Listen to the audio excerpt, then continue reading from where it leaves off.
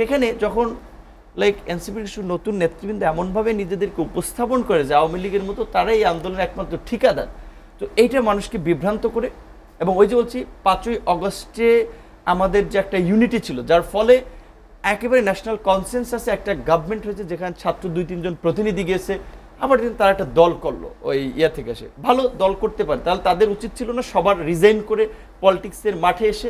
তো একদিকে তারা 2 জন আবার ওখানে রয়ে গেছে, আর যতই তারা বলুক যে না গভর্নমেন্ট আমরা দল করছি, নাহিদ পদত্যাগ করে আলাদা গেছে, ভাই গভর্নমেন্টের সাথে তাদের একটা নেক্সাস তৈরি, এটা আমরা জানি না। কিংবা ইউনূস স্যার যখন বলেন যে ছাত্র আমার নিয়োগকর্তা, চিফ অ্যাডভাইজার যদি এই কথা বলেন, বাকি অ্যাডভাইজাররা কি মনে করবে যে না তারা তো আমার ঈশ্বর, বিকজ তারা না থাকলে আমি টিকতে পারবো না। সো এই যে তাদেরকে বিভিন্ন ধরনের প্যাট্রোনাইজ করে রাজনীতি একটা চটকদার বিরোধিতা এবং তর্ক বিতর্কের মাধ্যমে দেখানো হচ্ছে যে এনসিপি হচ্ছে সরকারি পার্টি, বিএনপি বা অনেকে আছে বিরোধী দল, এটা আমাদের জন্য ভালো হচ্ছে না। তো আজকের মিটিংয়ের মাধ্যমে আমরা ভালো কিছু আশা করেছিলাম, সেটাও হয় নাই। এখন একটা আনসার্টেন পরিস্থিতির দিকেই বোধহয় আমাদের রাজনৈতিক এবং দেশের গন্তব্য। নির্বাচন যদি